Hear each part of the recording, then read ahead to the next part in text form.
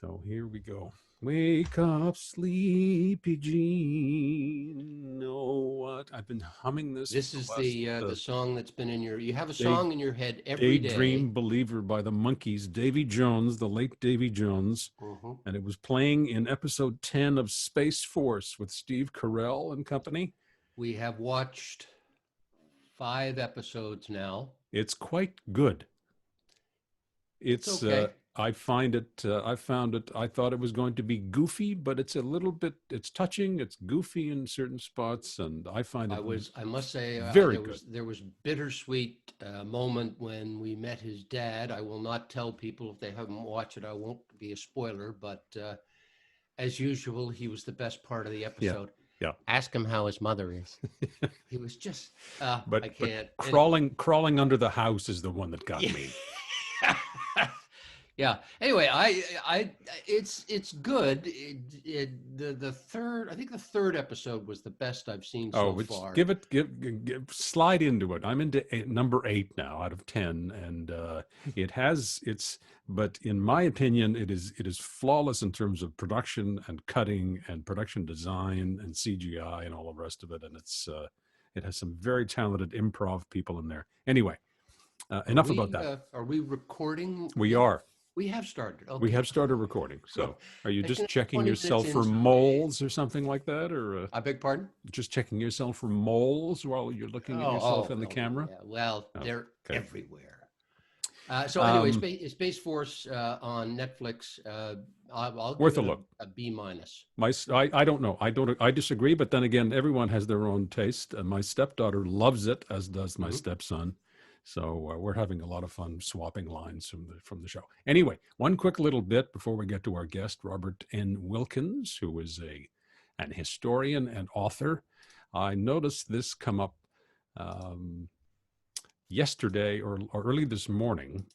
And I have this fascination, as you know, with UPS and delivery companies, and not because Yep. I receive many parcels and things like that. I just like the whole technology of it, the logistics. Very pleased to see that UPS has a new CEO. It is a woman. Her name is Carol Tomei.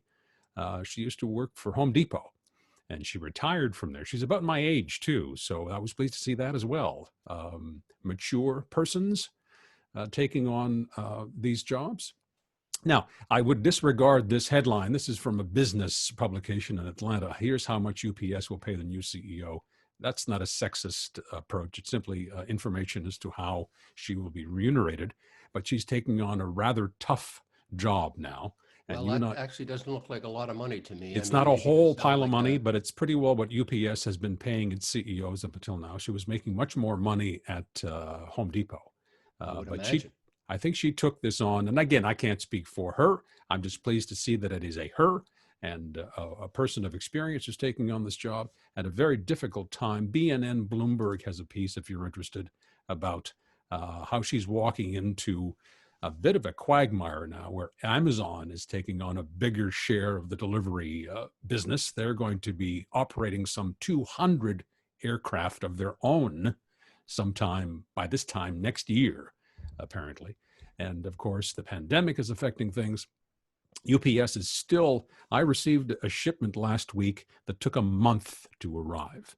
Well, you've talked Um, about this before, that yeah, the place seems to be in a chaotic situation and doesn't seem to be able to keep up. Well, there's the pandemic. There's because they make more money from commercial clients because a truck will drive up to an office building and make several deliveries, and then they walk out of there having made X number of dollars. But delivering to home addresses takes more mileage, more time, and you get fewer bucks out the other end. So they went from 70-30. They went from 50% commercial and 50% residential to 70 residential, 30% commercial now. So they're having difficulty keeping it. That's okay. The margins are shrinking. Yeah, yeah. So it's a tough time. I'm not dumping on UPS. I'm rooting for them as I am for FedEx, as I am for Canada Post, everybody else involved in this business, because this is something that I'm simply fascinated with. So just a quick note and kudos to UPS now for taking on a woman in the top echelons. So that's what I've got for you this morning. And All shall we righty. bring in Mr. Wilkins? Yes, indeed.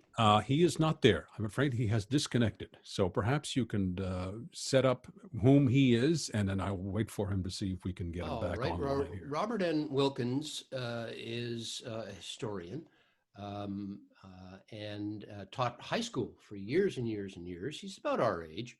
And if you go on to the Facebook page, you will see Robert's pictures, a lot of before and now of neighborhoods all over Montreal. The man may have walked every street in the city of Montreal and has wonderful pictures of row houses and public buildings.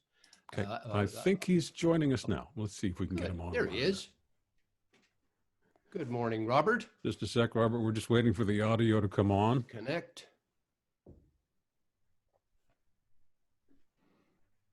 And I have the photo. I have a number of photographs. There we are. Can you hear us, Robert? Good morning, Robert.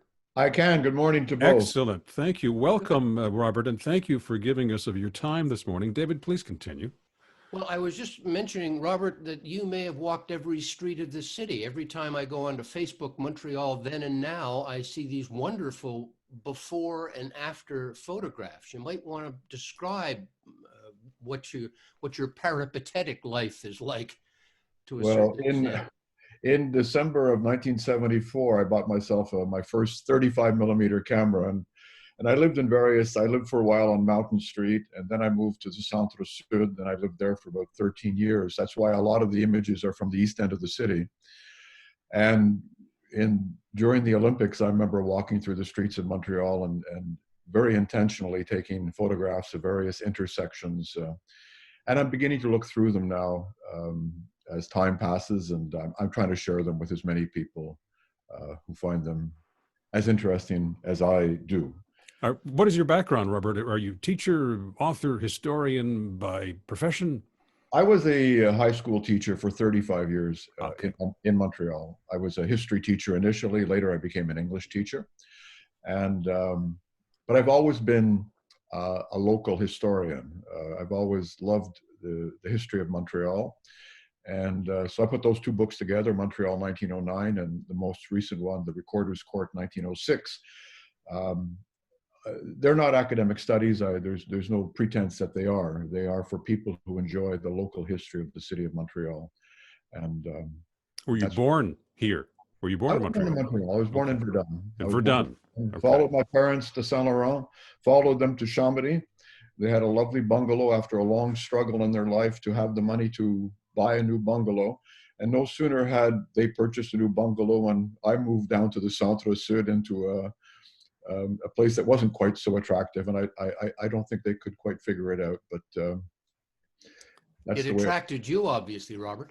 It did, very much so. I was there.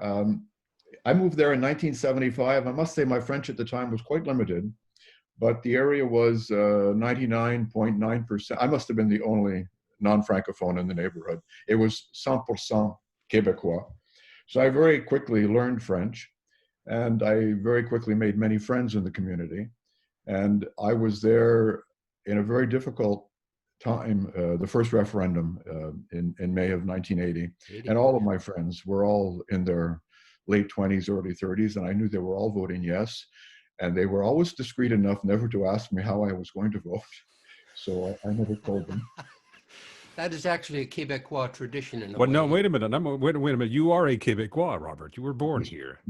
David is a Quebecois as well. So right, exactly. Yes. Exactly. Yeah. Actually, you're right, Yvon. Normally, I will say Quebecois francophone or Quebecois anglophone because you're right. We're all Quebecois. Yep.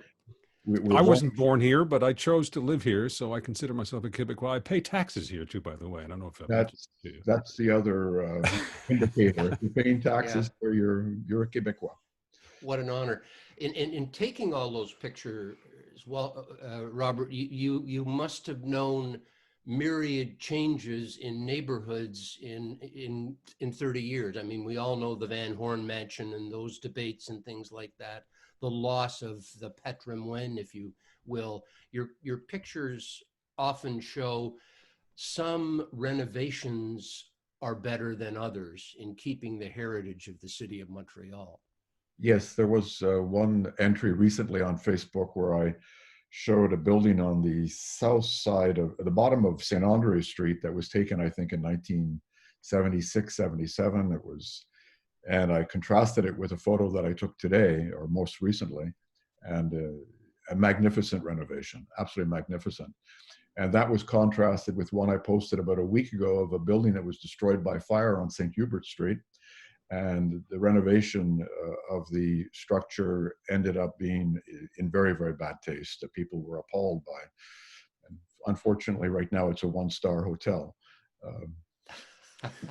Okay. Yeah, and use of materials is important, right? A lot of people Yeah. don't know about the uses of the materials in those days, and sort of slap some IKEA, Renault Depot kind of stuff on there that's not in keeping with the tradition of the building. Exactly. I remember probably 20, 25 years ago, there was a building at the corner of Saint-Hubert and Ontario that the owner was a little annoyed by the cost of maintaining the greystone. It was a beautiful greystone, typical late 19th century Montreal facade. And he was a little annoyed at the expense involved so on a weekend when city inspectors are not about, he covered it with aluminum of one sort or another. Oh, It's still there today, and you'd recognize it immediately. Not particularly attractive, but behind the aluminum is the old greystone. oh, what a So shame. we can see these photographs on your Facebook page, Robert. Yes. You can see many of the photographs on my Facebook page, the page being Robert N. Wilkins. The Okay. N is Norman, my father's name. Oh, Robert N. Wilkins, and also I'm putting up periodically references to the most recent publication of Montreal Reporters Code. I will add all of those links once we have our Yeah. recording done here. I have some photographs or some lithographs that you sent, and let me just get these up here so that you can get to talking about them. I hope I have them in the right order.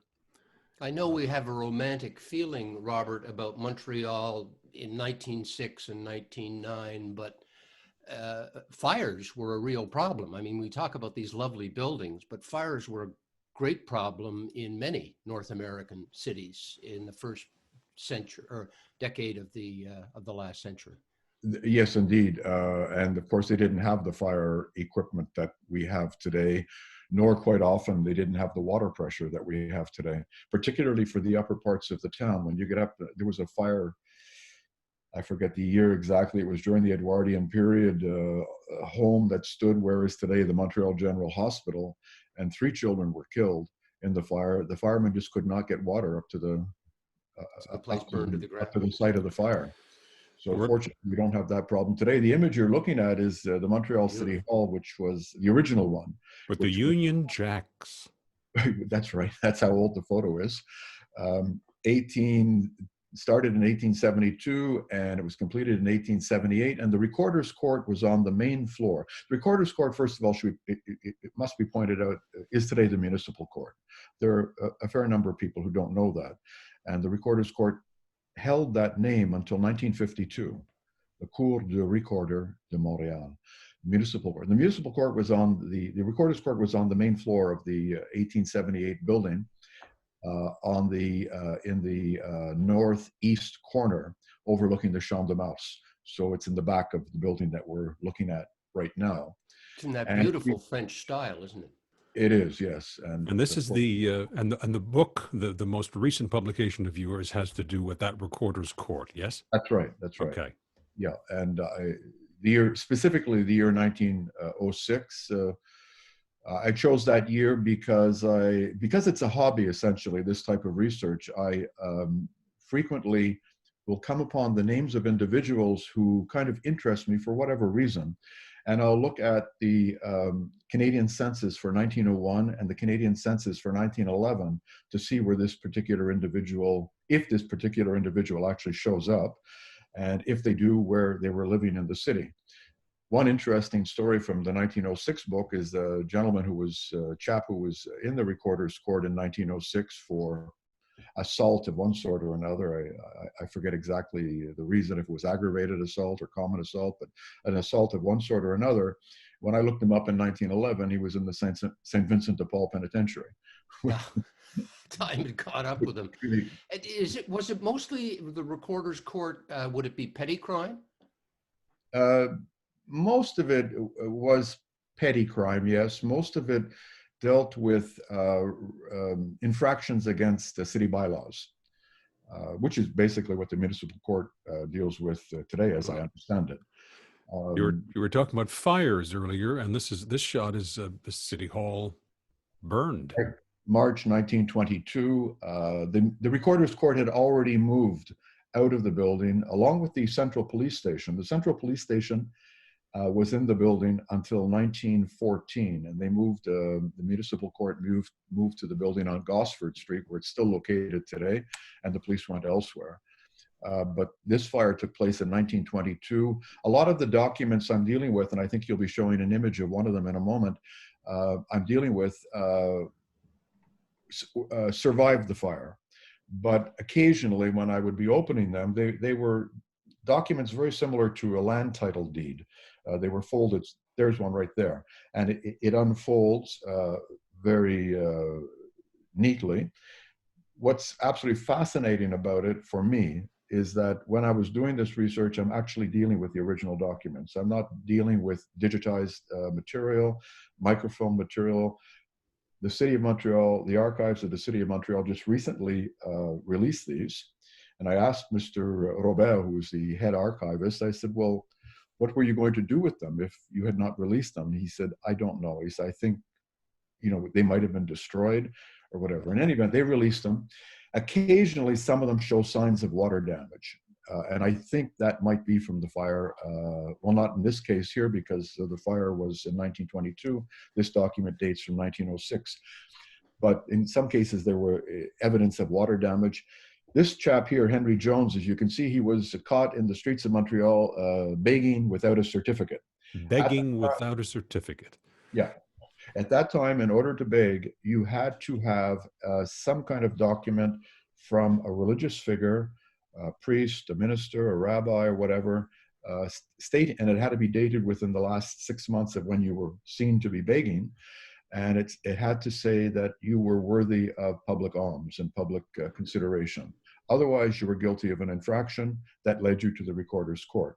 In this case, you can see that the gentleman in question, first of all, the document itself predates the death of Queen Victoria, because you could see that the word Queen. Yeah, I was just noticing that. Yeah. So the City of Montreal must have received a lot of these documents when Victoria was still alive, and rather than destroy them, they simply scratched out Queen and wrote down King. You can see that he has an SS at the bottom. The SS is for suspended sentence. In other words, he was let go with a warning. Not to do. Yeah, if you think of the Edwardian age, it was a very short time because Edward was king for so few years, right? 1901 to 1910. Yeah, exactly. And this is the court clerk, Mr. Lefebvre, and I owe so much to him because he's the one who folded up the documents and put them into the box that I was examining them from. And I am the first person to open these documents since if someone were to do 1907, it would be the same phenomenon. You're opening these documents, they have not been opened since they were folded closed. Wow. And the recorders, Robert, had to be bilingual, right? Because things had to be printed depending upon the defendant and so forth. Exactly. They were functionally bilingual. I've seen no evidence to the fact that they were not. This is Stanley Weir, who was one of the recorders in 1906. Interesting man. I believe he was born in Ontario, I think Hamilton, but he came to Montreal with his family at a very young age. Became principal of Sherbrooke Street School, which was a Protestant school on Sherbrooke Street, just east of Saint-Laurent. At the age of 18, he was principal of this school, and he was it was a very large school. It was almost like the flagship of the old Protestant school board at that time. So he must have been quite an achiever. He went on to study law at McGill, both civil and common law, I believe, and he became a recorder for the City of Montreal. And but he's better known by most by the fact that he translated the words of O Canada into English. Ah, I Yeah. didn't know. The Stanley Weir. Yes, of course. That's Stanley Weir. That is Stanley Weir. He was Uh, quite a versatile man. He was quite the golfer too. A social conservative on the question of disorderly houses in the city, and there were a lot of them at the time. And I was about to ask you that because you yes, mentioned that in 1906. That what the 2,000 bordellos? yeah, something like that. Yeah, something like that. Disorderly houses. Yes. They called them disorderly houses. They had all kinds of euphemisms at the time that they used for various moral questions. Turpitude. Yes, yes, exactly. So here you see the prisoners. Now they have not been found guilty, but they've been held overnight, being moved from the police cells on the main floor of the building we looked at a moment ago, across the hall into the recorder's court. And you can see young child is amongst them, Yeah. and he's crying in the foreground. Children were brought before the recorder for various infractions.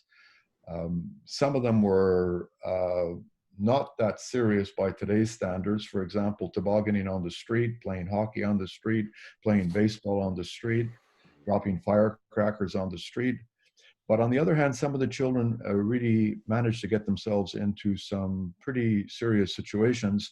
The age of 9, 10, 11, 12, breaking and entering. The kids were short of cash. They wanted money. Of course, we didn't have the general affluence. They didn't have the general affluence that we have today. There was an enormous amount of poverty at a time when the government really wasn't providing any support. So would these kids end up in jail or in what I'm sorry? happened to them? Would these kids end up in jail or in I'm sorry to tell you, Dave, they did. They were, occasionally you could tell that the recorder was desperately hoping that the child would be able to come up with a fine, and they would occasionally make it. Usually it was $1, something like $1, which would be about $20 today, which for most of these children from working class families, they didn't have the money. I would say that half of the time they ended up in jail, and they ended up in the common jail at the foot of the at St. Mary's Current, at the foot of what is today the Jacques Cartier Bridge, the Prison des Patriotes. down around Delormier in that area? That's right. That was the city jail until 1912. And the children would end up there with adults, and with adults who were in jail for much more serious issues than the children were. The conditions must have been appalling. The conditions were absolutely horrible, absolutely horrible. The previous picture, by the way, if you'd go back to it just for a moment. Mm-hmm. This is your book cover, is it not? That's right, yes. I just wanted to show you, that is actually a prisoner. That is a sketch from the Montreal Star, May the 4th, 1901, of a prisoner in the docket, if you like, of the recorder's court in Montreal, with the policeman standing behind him. You'll note the Dutch door. Some of the children were so young and so emaciated, underfed, and the like. They weren't children like we know them today. They had to put a box for the child to be able to be seen over the Dutch door. That's heartbreaking. The child would step up and be interrogated by the recorder. It was really, for the children that we treasure today, the attitude towards children at that time was very, very appalling, quite frankly. Not one of the... And this photograph, this is not something out of a movie. This is a photograph. This is Jacob Riis, an American photographer. I think he originally was from Denmark. He was a social reformer, and he used photography as a way of documenting the poverty in New York City in particular. And this is a photo of 3 children, probably, I think the 3 of them are boys, perhaps related, perhaps siblings, I don't know. But they were homeless in New York City on Mulberry Street. And that picture dates from 1890. There were homeless. It looks as if Dickens would describe something like this, something this wretched. Yeah. You can see they're shoeless, and that was the case in Montreal. Quite often, children were found in the streets in the wintertime, very poorly dressed, and they would be brought to the police station for protection, but then the next day they'd be taken to the recorder's court and they had to give an accounting for themselves in the recorder's court. Frequently, children disappeared for 3, 4, 5 days, and parents made no effort to, the police sometimes would take in a child and they would expect the family to show up looking for the child or at least reporting its absence, and parents just quite often did not show up. They left the child for himself. So your book, is this in print already, Robert? Is this available? It is, yes. yes. Here. Yeah. Yeah, it is. It's available at Argo Bookstore on St. Catherine Street. It's self-published, so there's issues with regard to its availability in stores, but Argo is selling it. It can be purchased through me by going to my Facebook page, Robert N. Wilkins. Okay, I will link to all of that after. Thank you very much. Yeah. The second entry down below is talks about the book. People want to know a little bit more about the book before they would actually purchase it. What is important, what I'd like to point out, is that the book is selling for $20. If it's purchased through me, the $20 is given to, it's divided between Chez Doris and St. Michael's Mission. I'm not making any money off the book at all. Oh, what a great idea, Robert. That's awfully gracious. And I gather 1909 is the same thing? 1909, I can't. It was published by Shoreline Press, and Okay. So money has to go to her. By the way, Montreal 1909 is available at Paragraph Bookstore. It's available at the Musée des Beaux-Arts. It's available at the McCord Museum. So I would recommend it as well, because it is a lovely snapshot of a lot of the neighborhoods of Montreal in 1909. It's a beautiful snapshot of the city. Yeah. Thank you very much. Robert, thank you very much for your time. I appreciate this. This, of course, is just barely scratching the surface, but just by linking to your Facebook page, I'm sure we'll be able to discover many more things.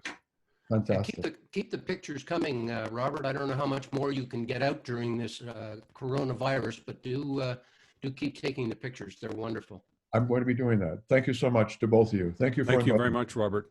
Okay. Cheers, Robert. Ciao. Bye.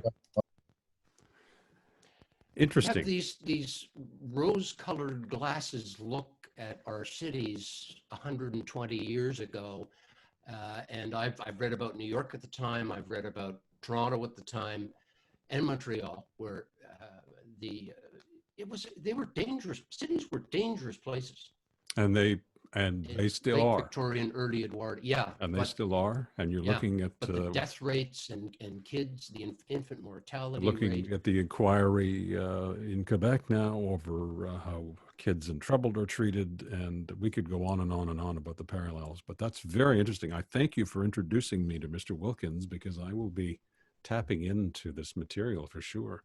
And if you go to his Facebook page or the Facebook page, Montreal Then and Now, a lot of Robert's pictures, the before and after, are in there too. And they really are quite striking. We're having some audio problems with you again this morning. I'm terribly sorry to report. We'll have click, to start. Click. Yeah, we're going to have to start some bug squashing again there again. But it was good to hear Robert clearly and to see all of these illustrations. Tomorrow, Stéphane Garneau, I think, is with us.